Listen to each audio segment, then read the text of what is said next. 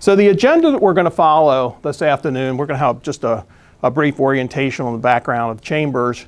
And then I really want to dive into why and why now. What's important in planning for private clubs and the aspects that we've taken the committee through. I then want to take you through that planning process. So we've been at it for a while.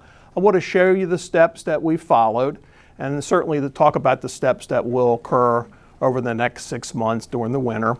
And then talk to you a little bit about the primary design considerations, things that we talked about in the focus groups back in June of 2018 that really kind of resonated with us and that have led to the conceptual plans. When we get to that portion of the presentation, I'm going to turn it over to Greg Lyons. Greg is a project manager and architect with Chambers, and he's been developing the drawings. He's going to take you through the conceptual plans. And then I'll rejoin the discussion, talk to you a little bit about the cost and member investment, timeline going forward, and then we'll close it out with the Q&A. I would ask that everybody hold their questions until the end. The presentations have been running about 40 minutes, so there's a nice rhythm to the presentation, and perhaps your question will be answered a little bit later in the presentation, and that way we can get everybody out of here at a reasonable time. Q&A has been lasting about 20 minutes, 15, 20 minutes. If you're bashful about asking a question in a larger group, then Greg and I will stay here as long as you'd like to answer any questions that you may have. So why don't we begin? Just a little introduction on Chambers. As I said, I'm Rick Snellinger. I'm president and CEO of Chambers. I've been with the company for almost 30 years now. I own the firm, and pretty much every day of the week, I'm doing exactly what we're doing this afternoon, and that's working with boards of directors, long-range planning committees, and ultimately the membership in facilitating these facility improvement programs. And as John said, which was a key philosophy that we have, is that programs can't be developed in boardrooms or just strictly with the planning committee. They have to be grounded from the membership, and that's exactly what we've been following here starting way back when with the focus groups, and we'll continue on. So we're celebrating our 120th anniversary this year. We got working in private clubs in the mid-40s, and since we're headquartered in Baltimore, and we've grown into other offices as well. So we have one in DC and Minneapolis and Dallas, and we're just celebrating our first anniversary down in the Naples and Bonita Springs area as well. So then Greg is a project manager here, so his expertise is in the architectural. I spent a lot of time internationally talking about the trends in the private club world, and that becomes important in these planning assignments because we're just not talking about the next 1 year or 2 years. We're talking about the future and creating the vision for your club and what are some of the things that you should consider in improvements to your facilities. And we have some of those components that we're going to share with you a little bit for your consideration. So as I said, I own the firm, and this next slide indicates a number of the awards that we have won, and while I'm very humbled and pleased by the awards, the reason I share it with you, whether it's a new clubhouse or a renovation or some other award and increasing utilization at the clubs that we work in, the important thing that I want to share with you is that all these clubs that won these awards, it's the exact same process that I've taken your planning committee through these last number of months. And so I like to think that, good planning can create great results if you follow the path. So enough about us. Let's talk about why and why now and how we approach these planning exercises. So obviously we're architecturally driven. Like to renovate things and build things. But for those that were here in those focus groups that we did back in June, we never talked about building anything. We began our discussion about what's it like to be a member here and why we joined and what's that experience like and what are some of the things that you'd like to see elevated in that experience, because that gave us kind of the North Star of what we should focus on in terms of these improvement programs. This presentation is going to primarily focus on the golf building over here where the pro shop is and the locker rooms and things like that. So we got a lot of that good information out of that, but it is all about improving your experience at the club. Now there are two key strategic drivers in private club world. The first one is no matter how much time you use at the club, in terms of a game of golf or in dining, these programs are really designed to increase your utilization at the club. How can we get you to come here even more? There's a couple important aspects. If you think back on our focus groups, a couple concepts came in about, we got about 50% of our membership that heads south in the wintertime. We all like to grow up and be exactly like that 50%, but for the other 50% that are here, we want to have year-round utilization as much as we possibly can. So what are we looking at as the golf course gets quiet, that we can increase your utilization, and even during the season? Because if we increase your utilization, what we've done is we've increased the value proposition of continuing to remain a member of the club. So, typically if a member is giving up their membership, the letter comes into the president or the GM and says, my spouse and I don't use the club as much as we did or thought we were going to. And what they're saying really is that we don't see the value of continuing to pay the dues and the expenses. And so these programs are designed as, how can we increase your utilization?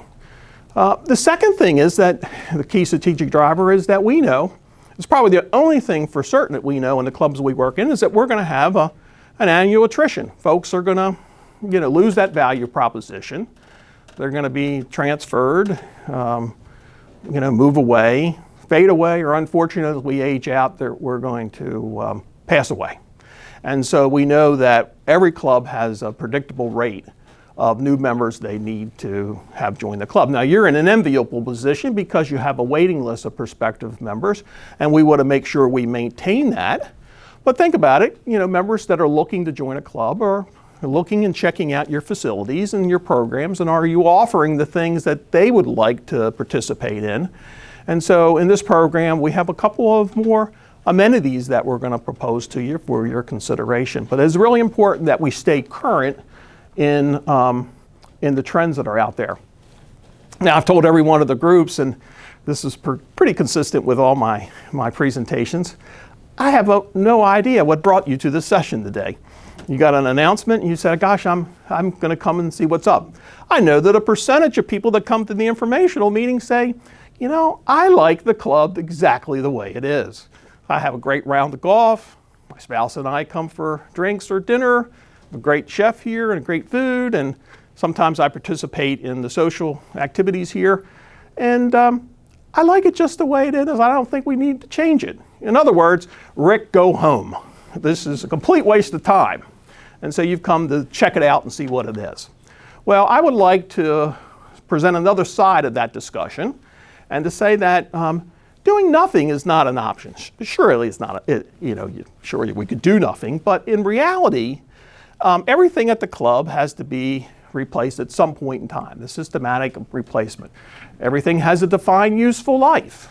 The golf course elements, clubhouses, the Chiavari chairs that you're sitting on, and after an hour, they're going to be fairly sore sitting on them. But at some point in time, they're going to fall apart, and we have to think about replacement. And you've done a really good job of that in the past because you've made improvements in your bar area and your dining area and your banquet facilities. And this is just a continuation of improvements because doing nothing really is not an option. You got to continue to reinvest in your facilities.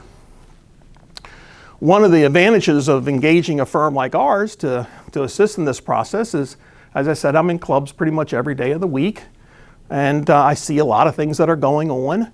I talk a lot about the vision of private clubs, the health of the club industry, and so I bring to the table some of the trends that are out there for your consideration. We have a couple of those amenity improvements that we're going to show you in the drawings in just a few minutes.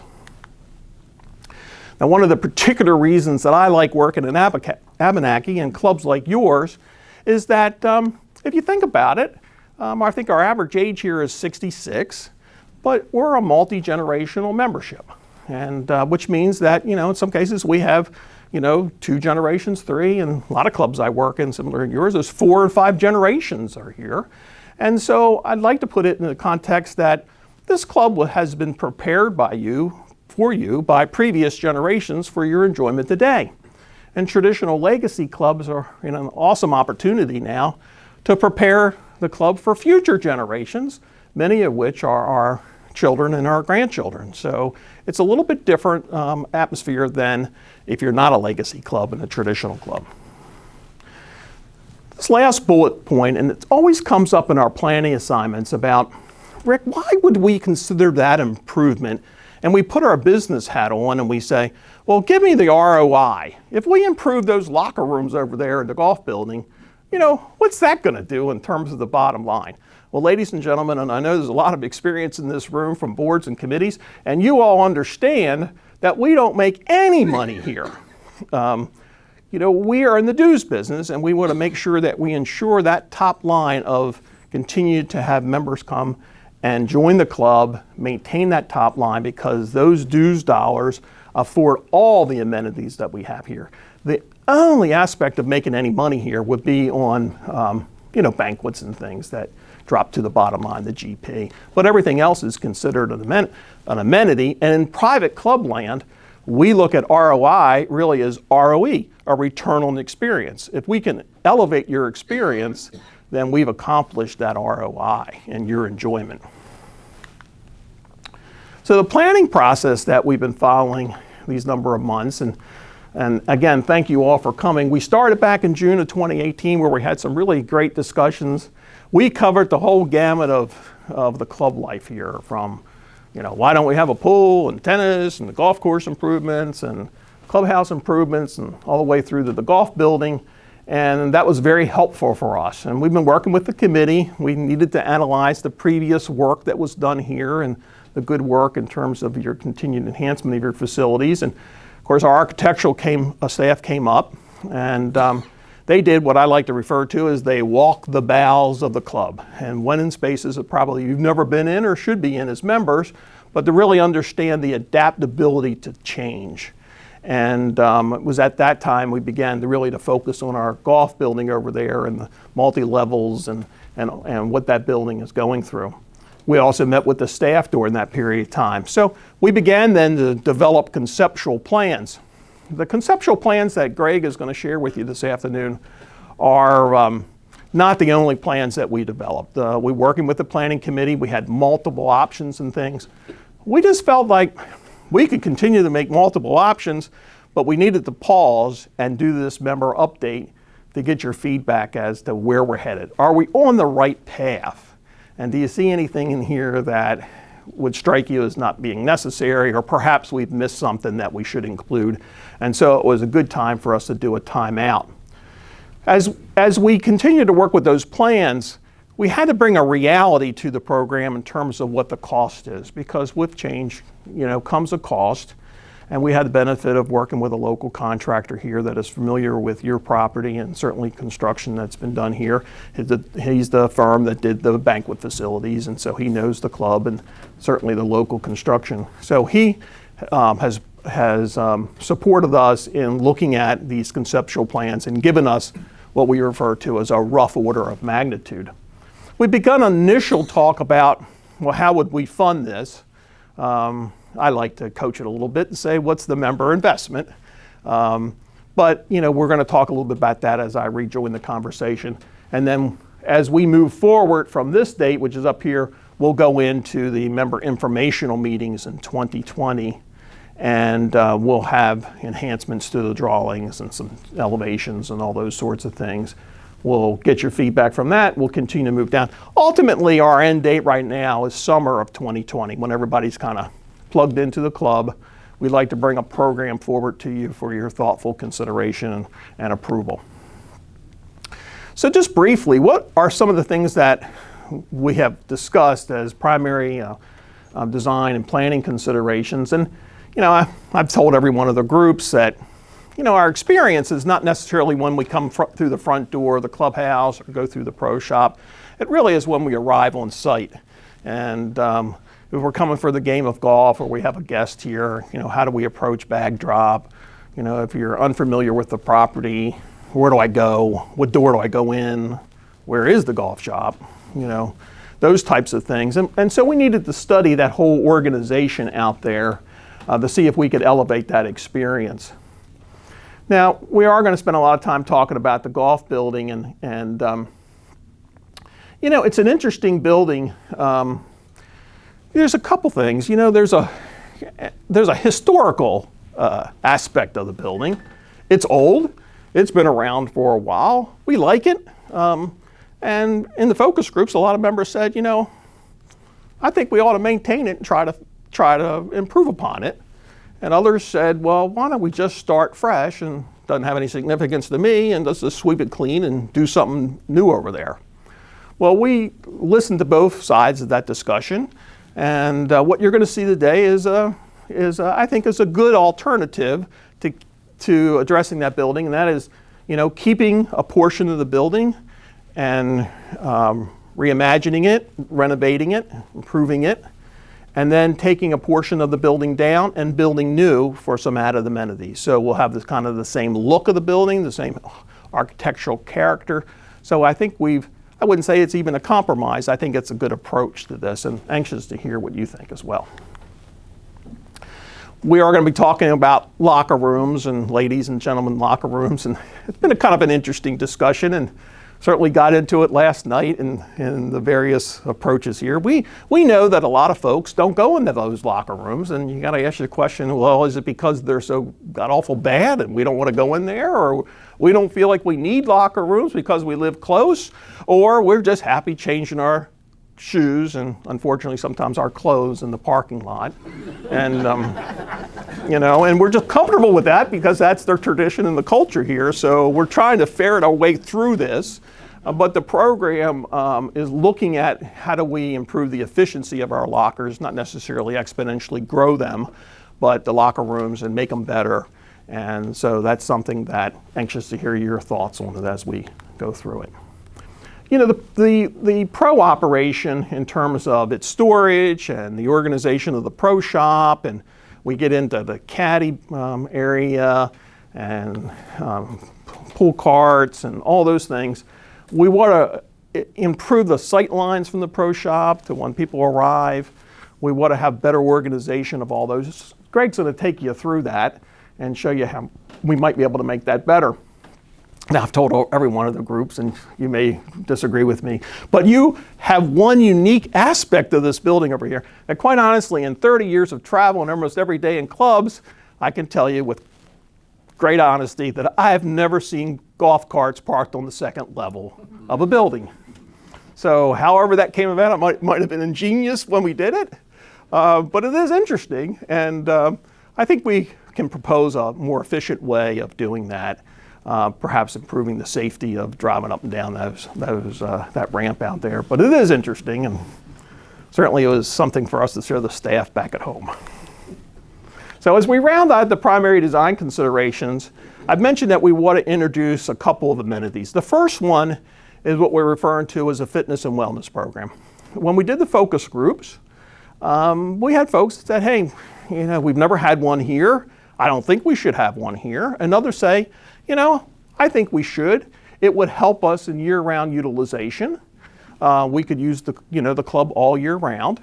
Some folks said I go other places to exercise, and if we had a fitness and wellness program here, I might consider, depending on what kind of job you do, I might consider dropping my program there and having a part of my dues dollars here. And when we go through all those gyrations, our strategic planners, that would increase our utilization year-round, so that's good. And it might check a box off for a prospective member that's coming to the club that says you have a fitness and wellness program. So we're going to share with you this afternoon how that would fit into the program here. Now, we're also going to suggest to you that in this particular presentation that paddle tennis be brought back to life at the club. We recognize that you had it at one time before. It was done away with because of inactivity. It was on the other end of the parking lot, other side of the parking lot. There were some inherent weaknesses in that program. One, I think we had one paddle tennis court, and we had no paddle hut, and so we waited in our car to keep warm between matches and things. And I guess that's just inherently problematic. No one wants to sit in their car and wait for the game to start. So we're going to suggest to you where we might bring that back into the club amenity program.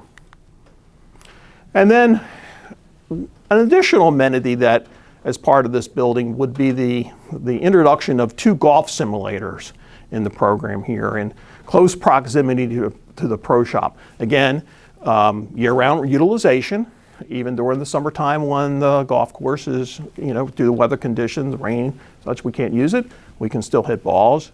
Close to the pro shop where he can help with lessons and training and club fitting, that's important. And then when the club goes quiet in the wintertime, the golf simulator certainly would be active as well.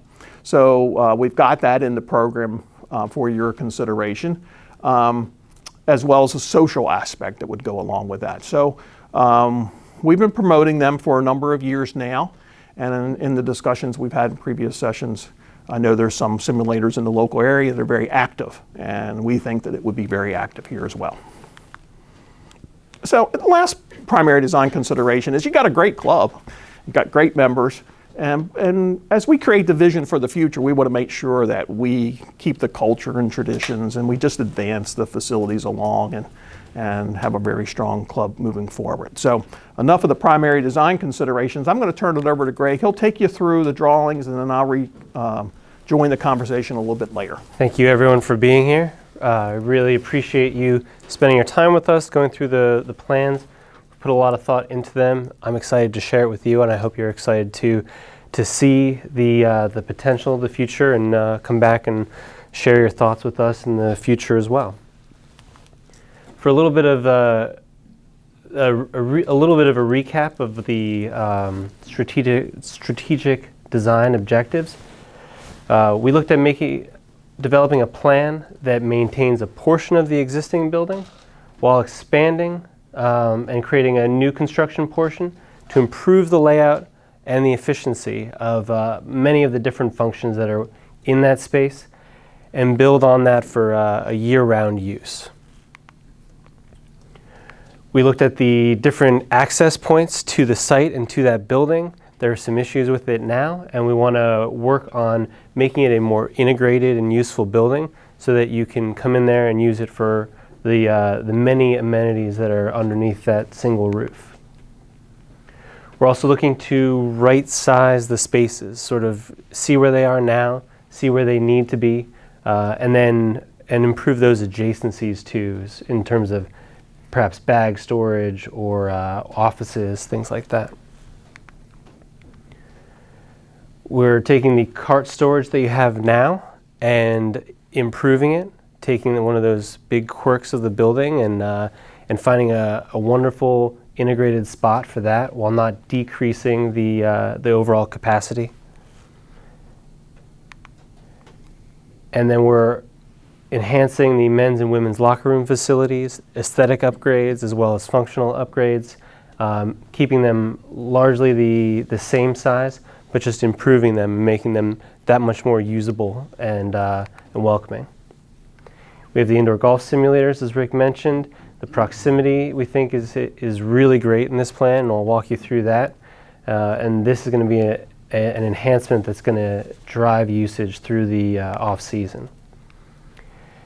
And then finally, that fitness and wellness component that we've included in here. It's something new. It's something that we've heard a lot of really positive feedback in other sessions, and we look forward to hearing your feedback as well. So I'll walk you through the existing plan just so that you have a reference for what we have now. Your porch here is the main entry into your pro shop area. The clubhouse is over here, your parking over here, bag storage, women's locker rooms. The lobby for the locker rooms is over here and accessed from the top of the screen here. So the pro shop doesn't have a direct indoor access from the locker rooms. You probably know that, but it's worth pointing out that that's something that we can take and improve upon that in the future. You have your cart storage area here with garage doors out the back onto the cart staging area, which is a nice feature, a nice location for that. Up on the upper level, we have your men's locker room, accessed from the ramp towards the parking lot here, a little bit of storage over the pro shop, and then your cart storage on the upper level with the restroom sort of in the middle there. So we'll take a look at what we have proposed. And that's taking the existing entry here for the pro shop and moving it over onto the side this little vestibule type space with a porch here is directly across from this main entry to the clubhouse here. So you'll have a nice visual connection and a close proximity to the indoor space over here.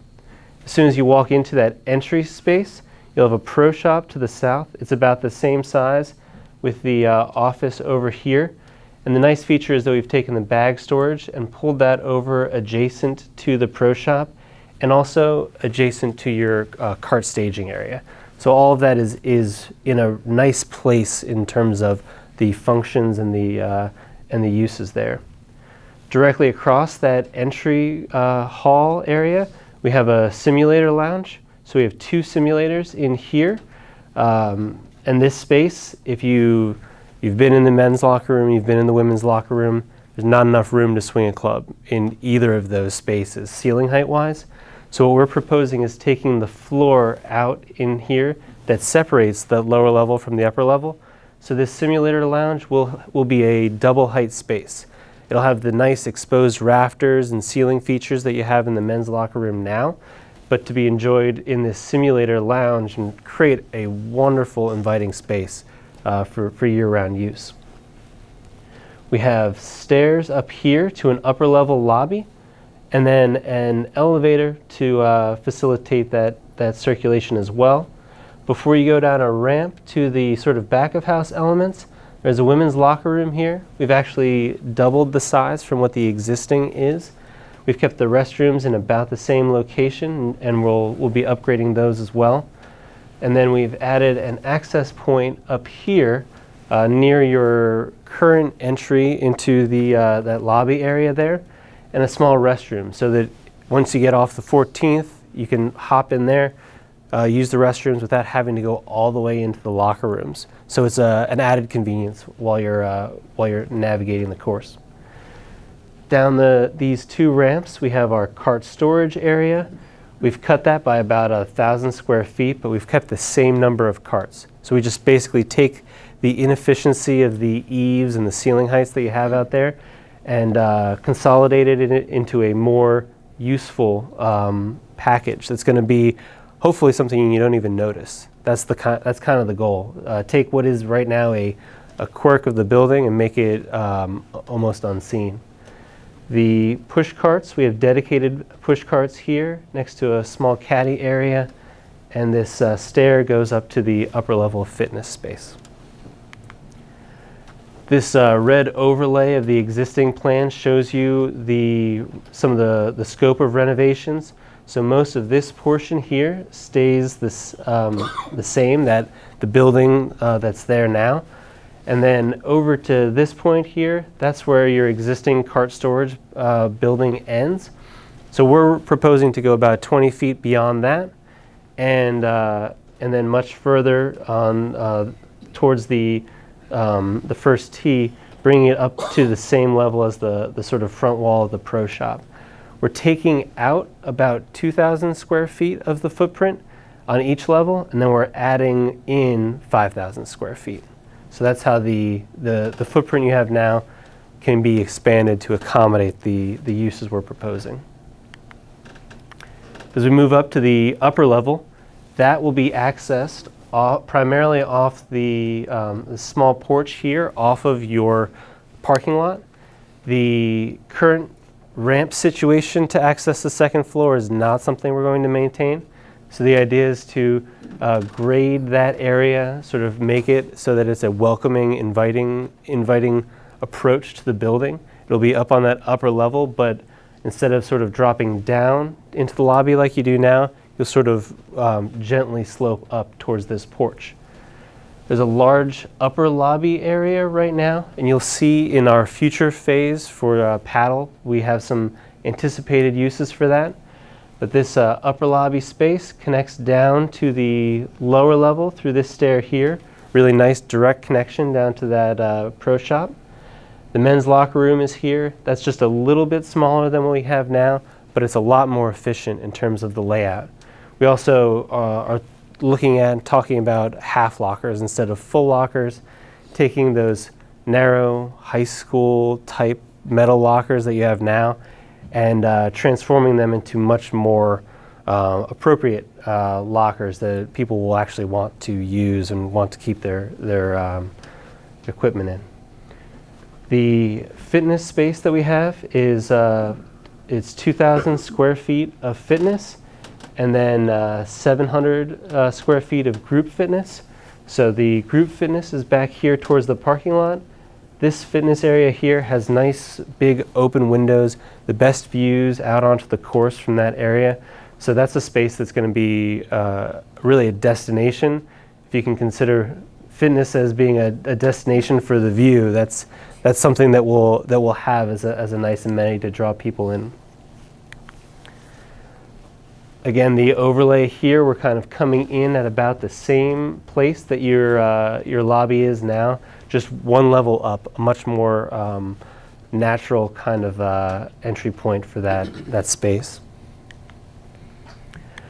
Here are a few visioning images that we have for how this could look. The pro shop itself, we're not planning on raising the ceiling or doing any extensive renovations there, but we can take some of the furniture elements, the displays, things like that, give it a refresh, make it so that it holds up to the rest of the finishes that we're putting into the building over there. The lockers are going to be warm, welcoming, inviting, light and airy. These are going to be spaces that you'll want to be in. We'll have windows and just fresh finishes in general, so that it's not just a light refresh like you've seen recently. These will be new facilities. The fitness spaces, you see the windows in this layout here. This layout and the next one you'll see, they're very similar size fitness uses that we've done at other clubs. They're highly successful. This will be generally cardio and strength training equipment. There will be nice views out, the same sort of equipment in here, as well as a group fitness room, and that's going to really drive, that not only the sort of yoga classes and things like that you do in this space now. It'll also open up other opportunities to have an actual dedicated space for those kind of activities. A few images of what we had in mind for simulators. Here's a setup with two. It's got nice open, high vaulted ceilings. This is a rendering of a club we did in Hong Kong, where you have a sort of a bar, a buddy bar there with some seating for spectators.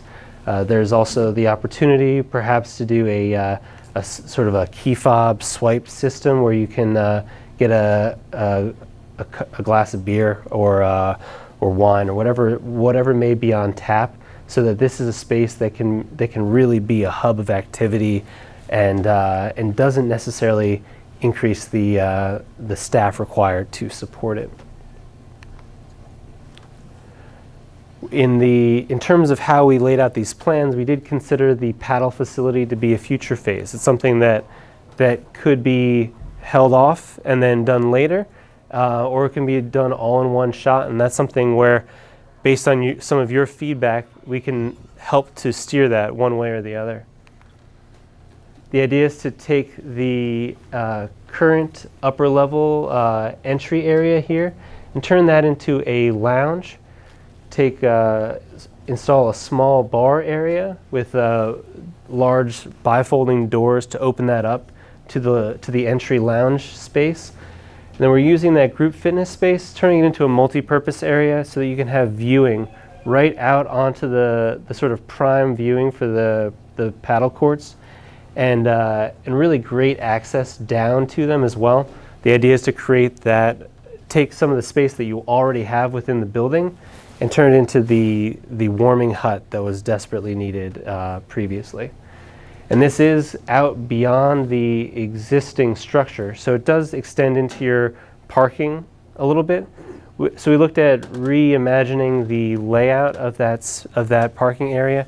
The goal was not to add spaces, because it's a really kind of constrained area, But by just adjusting the orientation, we can get these 2 paddle courts there at the end of the building, create a nice new drop-off area, not only for the clubhouse here, but also a bag drop area with a nice sight line straight in from the pro shop area, and keep the same number of parking spots that you have now, just by making a few minor adjustments and increasing the efficiency of your parking. And Rick will walk you through a few of the next steps. Thank you very much. And I appreciate your patience as we go through just a few more slides.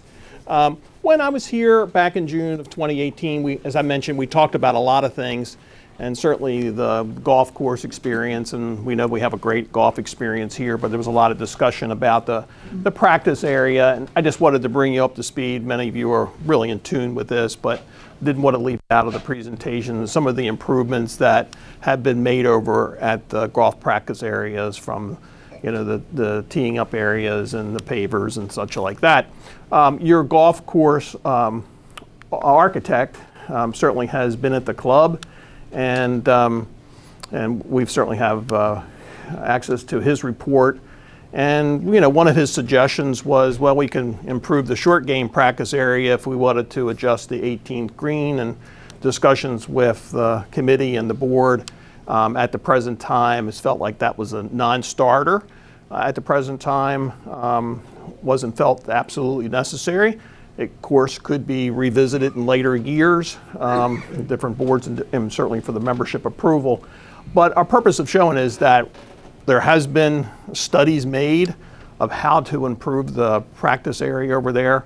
I thought one of the telling statistics from the golf course architect's report was that if we were starting on a clean sheet of paper, we would need about 10 acres to do a brand new practice area. We've got about 3 acres over there. So sort of like somebody saying, well, we want a whole lot of more parking, but we don't have the space. There's only so much you can do, and it's working really well now. And maybe with the addition of some higher nets and things like that, we've got to, as best that we can possibly do at the present time. So just wanted to make sure that that was covered. So hopefully what Greg and I've been talking about has got you interested, but everybody's now beginning to think, well, what is this going to cost? And so we did have, as I mentioned earlier, the benefit of a local contractor who has worked at the club. We have not done construction drawings. We don't know what it is exactly right now, but we've given them our conceptual plans, and we've done an abbreviated pricing package saying, well, how is that building going to be changed, and what's going to be renovated, what's going to be built new, and what we think the finish levels are, and things like that. And we've asked him to come up with, kind of a rough order of magnitude. Where are we in ballpark range in terms of the cost? And so we wanted to share that with you, that right now we're at $4.3 million.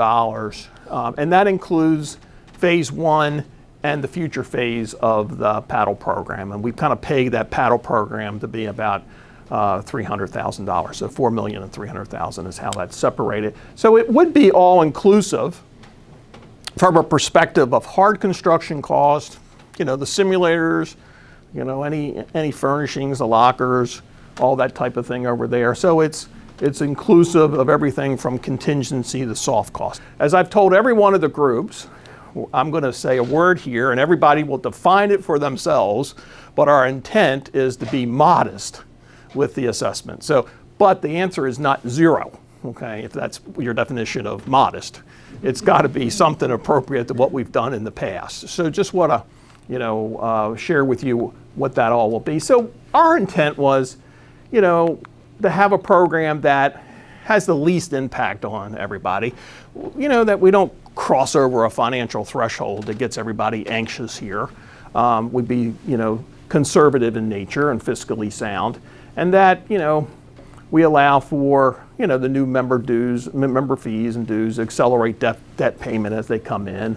We're looking at all those types of things, and we're going to spend the winter kind of doing different models and seeing how this all shakes out. So when we come back in June, we can define it in much more detail. But we want to really kind of get your feedback of what you think of this. So the timeline going forward, just to quickly summarize here, is here's where we are in October 2019. We've got our work to do over the winter months, and then in June we'll come back. And in June, in the informational meetings, we'll be a little bit more formalized. We'll have some elevations and some renderings and things. Any changes that we hear from these meetings will be incorporated. And then we'll have an exit survey that we'll ask you to complete while you're here that will help us quantify how you're feeling about the program. We'll ask you with the various components, how do you feel very important or very unimportant in terms of the components. So if something has to drop out or something has to be added, we can do that. We'll be a little bit more definitive, certainly in the financial model and the cost and how that all breaks out.